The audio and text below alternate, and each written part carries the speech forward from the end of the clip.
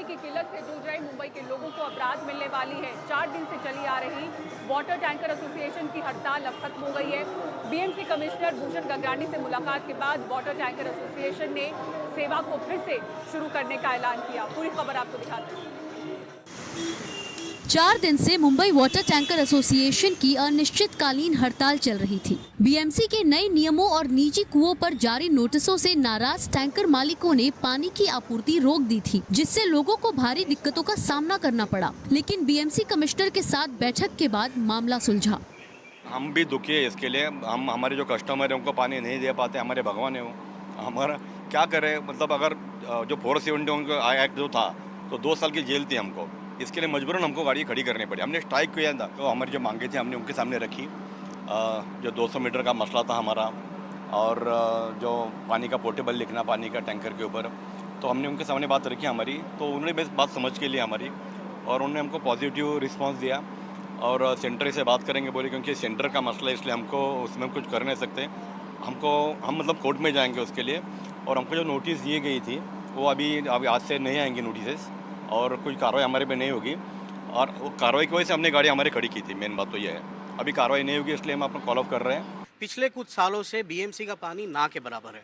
हमारे गेट तक उनका पानी आते आते प्रेशर इतना गिर जाता है कि हमारे टंकियाँ भरती नहीं है। बिल्डिंग की टंकियाँ नहीं भरती तो हमें पानी नहीं मिलता, तो हमें टैंकर बुलाने पड़ते हैं।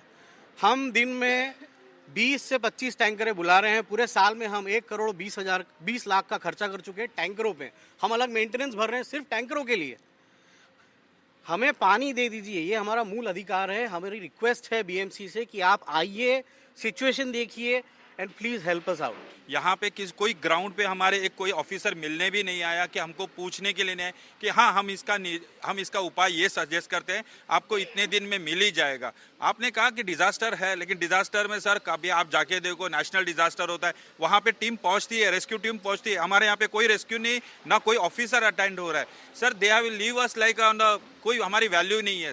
दरअसल मुंबई में रोजाना लगभग 2000 प्राइवेट टैंकर पानी की आपूर्ति करते हैं। शहर को हर दिन कुल 4463 मिलियन लीटर पानी की जरूरत होती है। बीएमसी रोजाना लगभग 3950 मिलियन लीटर पानी की आपूर्ति करती है। बचा हुआ 250 से 300 मिलियन लीटर पानी प्राइवेट टैंकरों के माध्यम से लोगों तक पहुंचाया जाता है। ये प्राइवेट टैंकर शहर में मौजूद लगभग 1800 निजी कुओं और बोरवेल से पानी भरते हैं। अधिकतर प्राइवेट टैंकर कुएं और बोरवेल से पानी भरते हैं। बीएमसी ने इन्हें नियमित कर इनका लाइसेंस अनिवार्य किया, जिसका टैंकर एसोसिएशन ने विरोध जताया।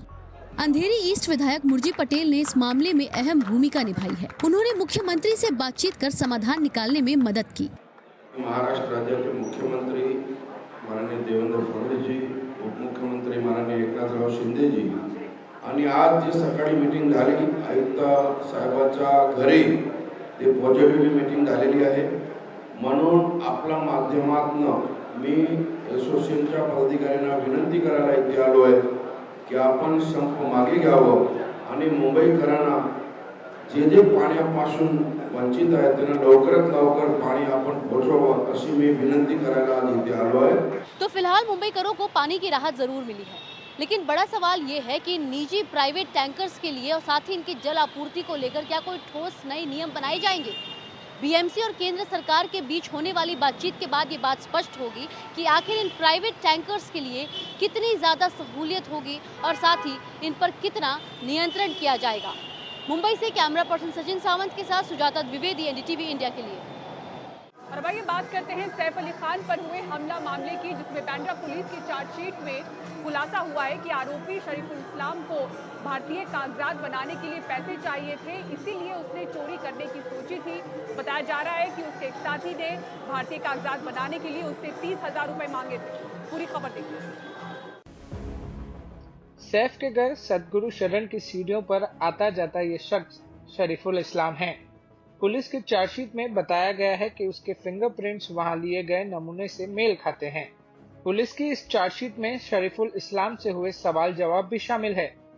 आरोपी पर भरोसा करें तो वो बस चोरी करने के इरादे से सैफ के घर में घुसा था। उसे भारतीय पासपोर्ट बनवाने के लिए 30,000 रुपए चाहिए थे। चार्जशीट के अनुसार चोरी की वारदात को अंजाम देने से पहले आरोपी शरीफुल सैफ अली खान के घर के पास एक इमारत के लॉन में छिपा था। 15 जनवरी को दोपहर को उसने सैफ की इमारत की रेकी करते हुए अंदर का रास्ता खोजना चाहा, मगर रास्ता मिला नहीं। कुछ समय बाद उसने इमारत देखी जिसकी दीवार बाकी इमारतों की तुलना में छोटी थी और इसलिए वो उसी दीवार से कूद गया और परिसर में घुस गया। आरोपी सीढ़ी से ऊपर चढ़ा मगर दरवाजे बंद थे। चार्जशीट के अनुसार शरीफुल ने पुलिस को बताया कि वह तब तक सीढ़ियां चढ़ता रहा जब तक उसे एक सुरक्षा नेट नहीं मिला। उसने इसे काटने के लिए एक कटर का इस्तेमाल किया और एक एसी बॉक्स तक पहुंच गया। उस पर चढ़कर उसने फिर फ्लैट में प्रवेश करने के लिए बाथरूम की खिड़की के कांच के शीशे हटा दिए। और सरकारी कॉलेज अब शिक्षा के मंदिर नहीं बल्कि खाली मंदिर हो गए हैं। मध्य प्रदेश के कॉलेजों में पढ़ाई नहीं होती, अब कुर्सियों की गिनती होती है क्योंकि छात्र नहीं आते। इसके बावजूद एक साल में 12 नए कॉलेज खुल गए हैं। छात्र कम है, स्टाफ ज्यादा, वो भी अक्सर गायब। दिखाते हैं आपको ये विशेष रिपोर्ट। ये कमरा नहीं, कोई औजारों की दुकान लगती है। कुल्हाड़ी, फावड़ा, गैंती, देखकर लगेगा यहाँ पढ़ाई नहीं खुदाई होती है, लेकिन नहीं साहब, ये क्लासरूम है। यहाँ फर्स्ट ईयर के छात्र पढ़ाई करते हैं और हो सकता है कभी पेड़ भी उगाएं। पहला कमरा देखिए, फर्श ऐसा जैसे बचे हुए बजरी में सरकार ने भविष्य की नींव रख दी हो। प्रदेश के 1 दर्जन से ज़्यादा माननीयों ने सरकार पर दबाव बनाया और अपने अपने जिलों में शासकीय महाविद्यालय खुलवा लिए। दूसरे कमरे में घुसते ही लगा कि बॉडी बिल्डिंग का कोई नया गुप्त मिशन चल रहा है। डंबल, ट्रेडमिल, कुर्सियां सब तैनात। पीछे टेबल और ब्लैक बोर्ड देखकर समझ आया, नहीं साहब, ये डबल ड्यूटी क्लास है। यहाँ छात्र ज्ञान और बाइसेप्स साथ साथ बढ़ाते हैं। पानी 2 बाल्टियों में कैद है और टॉयलेट पास की बिल्डिंग में वीआईपी मूवमेंट की तरह मिलती है। ये सब कुछ मिलेगा राजधानी भोपाल से सिर्फ 14 किलोमीटर दूर फंदा शासकीय महाविद्यालय में। नाम सुनकर लगा था कि ज्ञान का फंदा खुलेगा, पर यहाँ तो कॉलेज ही फंदे में फंसा है। अब आते हैं विधायक जी पर, जिनके प्रेशर से कॉलेज पंचायत भवन में चालू तो हो गया, लेकिन छात्र अंदर आने को तैयार नहीं। कॉलेज में 2 क्लास के लिए कुल 17 स्टूडेंट्स हैं, जिनमें हाजिरी कभी कभी आधा दर्जन तक पहुंचती है, लेकिन स्टाफ भी उतने ही 17 जो अक्सर लुका छिपी खेलते पाए जाते हैं। मेरे यहाँ भी खुला है, हमने प्रयत्न किए और वहाँ लोगों को अब इसका हम मोटिवेट कर रहे हैं, प्रचार कर रहे हैं कि आप अगर अधिक एडमिशन लोगे तो ये कॉलेज स्थायी हो जाएगा, ये बिल्डिंग बन जाएगी, भविष्य में बिल्डिंग मिल जाएगी। रामेश्वर जी अकेले नहीं हैं, उनके जैसे और 11 माननीय हैं जिन्होंने शिक्षा को लेकर इतना गंभीर दबाव बनाया कि कॉलेज तो खुल गए लेकिन छात्र नहीं आए। As a guest faculty sports officer हूँ और बच्चों को योगा एवं फाउंडेशन कोर्स अभी पढ़ाता हूँ। अभी ज्वाइनिंग हुई है 2 तारीख से आउटसोर्स पे। लेटर को मेल करना, आवक जावक करना। राज्य में 571 सरकारी कॉलेजों में 119 कॉलेजों में छात्रों की संख्या 100 तक भी नहीं है। पिछले 3 सालों में शुरू हुए नए कॉलेजों में प्रवेश का आंकड़ा 2.5 से भी कम है। सत्र 2021-22 में सांसदों और विधायकों की अनुशंसा पर 14 नए कॉलेज खोले गए, सभी का आंकड़ा 100 स्टूडेंट तक भी नहीं पहुंचा। चुनावी साल 2023-24 में 42 कुल कॉलेज खोले गए, सभी की स्थिति खराब है। 90% कॉलेज प्रभारी प्राचार्य के भरोसे हैं, 435 में 13 में ही स्थायी प्राचार्य हैं। ये सब कॉलेज खुलवाए गए हैं सत्ताधारी दल के माननीयों के क्षेत्र में। विपक्ष का आरोप है कि वोट बैंक के गणित में सर्वे जैसी चीजें भी पीछे छूट गईं। खासकर जो भारतीय जनता पार्टी से जुड़े लोग हैं उनको मोबिलाइज करने ने, उनका वोट बैंक बढ़ाने के लिए नौजवानों के बीच में चर्चा करने के कॉलेज खोले गए, लेकिन उस कॉलेज का कोई मतलब नहीं है। जाते जाते इन आकांक्षी कॉलेज में आकांक्षी छात्र नेता से भी मिल लीजिए। छात्र भले 17 हों, आते 6 ही हों, लेकिन ये दूसरे कॉलेज से नाम कटवाकर यहाँ छात्र नेता बनने की ख्वाहिश रखते हैं। कहते हैं विद्यार्थी परिषद में हैं। विद्यार्थी परिषद किसका संगठन है, ये भी सुन लीजिए। हाँ, बनना चाहता हूँ, मेरी इच्छा है बनने की। यहाँ पे अभी स्टूडेंट पढ़ेंगे, जब बनूंगा। अभी क्या बनेंगे? छात्र संघ का अध्यक्ष। अभी सर अखिल भारतीय विद्यार्थी परिषद में काम कर रहा था खुद। सर एक संगठन है, ये भाजपा से छोटा स्तर पर है। सतना के रैगांव में एक कॉलेज है जो बीए बीएससी से ज्यादा बीए बीएससी के स्टाफ में रुचि रखता है। 16 छात्र, 15 स्टाफ और एक प्रभारी प्राचार्य, कुल 32 आंखें, जिनमें सिर्फ 2 जोड़े पढ़ाई के लिए खुलती हैं। बाकी आंखें इंतजार कर रही हैं, आज आएगा क्या कोई। ये कॉलेज क्लास के नाम पर पुराने स्कूल की विरासत है, एक ऐसा भवन जिसमें दीवारें खुद भी नहीं जानती अब ये क्लासरूम है या सरकारी गोदाम। किताबें कम है लेकिन अनुभव जरूर बढ़ रहा है, क्योंकि यहाँ पढ़ाई नहीं पदस्थापना होती है। खैर, इन कॉलेजों में शिक्षा का हाल ये है कि छात्र कॉलेज नहीं जाते और फैकल्टी कॉलेज आकर सोचते हैं कब आएगा छात्र। भोपाल से अजय शर्मा और सतना से ज्ञान शुक्ला के साथ अनुराग द्वारी की रिपोर्ट, एनडीटीवी। दिल्ली एनसीआर में नवजात बच्चों की खरीद फरोख्त का एक बड़ा मामला सामने आया है। द्वारका जिले की पुलिस ने अंतर्राज्यीय मानव तस्करी के एक बड़े सिंडिकेट का भंडाफोड़ किया है, जो कि गरीब इलाकों के नवजात बच्चों को चुराकर अमीर निसंतान परिवारों को बेचता था। दिल्ली पुलिस ने ऑपरेशन नवजात के तहत एक बड़े मानव तस्करी रैकेट से जुड़े 3 आरोपियों यास्मीन, अंजलि और जितेंद्र को गिरफ्तार किया है।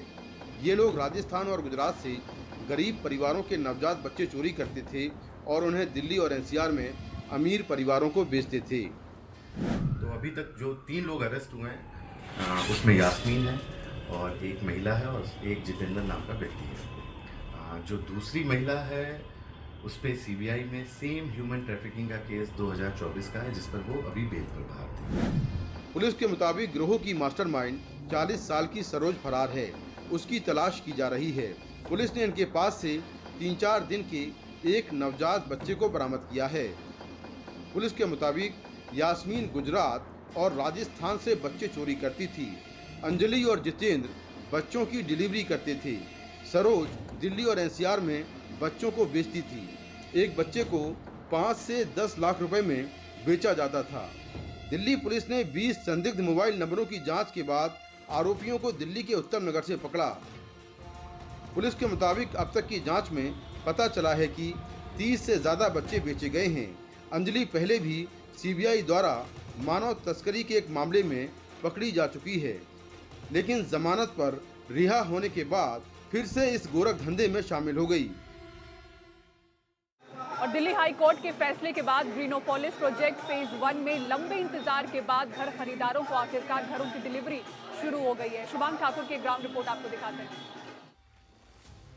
25 मार्च को दिल्ली हाई कोर्ट ने अपने फैसले में कहा कि जिन खरीदारों ने सीधे ओरिस ग्रुप को पैसे दिए थे, उन्हें जल्द ही उनके फ्लैट्स का कब्जा मिल जाना चाहिए, और जिन खरीदारों ने 3C शेल्टर्स प्राइवेट लिमिटेड को भुगतान किया है, उन्हें अपने दावों के निपटारे के लिए न्यायिक प्रक्रिया का पालन करना होगा। ये चीज़ भी ध्यान में रखनी पड़ेगी। हम as a home buyer association GWC हम चाहते हैं कि हमारे ओरिस के जो होम बायर्स हैं वो यहाँ पर आए रहें, क्योंकि सोसाइटी में इतने सारे यूनिट्स हैं वो ख़राब हो रही हैं, तो हम लोग चाहते हैं कि वो लोग रहें यहाँ पर। तो एक जो सोल्यूशन निकला है वो इस ऑर्डर के थ्रू हमें अच्छा लगता है, तो कोर्ट के ऑर्डर से फॉलो कर रहे हैं, तो जो कोर्ट ऑर्डर देगा हम वैसे ही कंप्लाई करेंगे। ग्रीनोपोलिस फेज 1 में 512 फ्लैट्स तैयार हैं, जिनमें तकरीबन 60 फ्लैट्स में पहले से कुछ होम बायर्स को घर मिल गए थे। I'm very happy with the society, culture, safety point of view. Everything is good. So I'm happy to stay here. और maintenance wise, all staff is very cooperative, very helpful. सब कुछ okay है यहाँ पे, स्कूल वगैरह, park वगैरह, security वगैरह सब ठीक है यहाँ पे। ग्रीनोपोलिस वेलफेयर एसोसिएशन, जिसमें ओरिस और 3C दोनों ही बायर्स जुड़े हुए हैं, उन्होंने इस आदेश के खिलाफ कोर्ट में LPA दायर किया है, जिसकी अगली सुनवाई 15 अप्रैल को होगी। होम बायर्स द्वारा उम्मीद की जा रही है कि 15 अप्रैल को दिल्ली उच्च न्यायालय में होने वाली अगली सुनवाई इस मामले में नया पहलू खड़ा करेगी। गुरुग्राम से अपने कैमरा सहयोगी विपिन कुमार के साथ मैं शुभांग सिंह ठाकुर, NTV।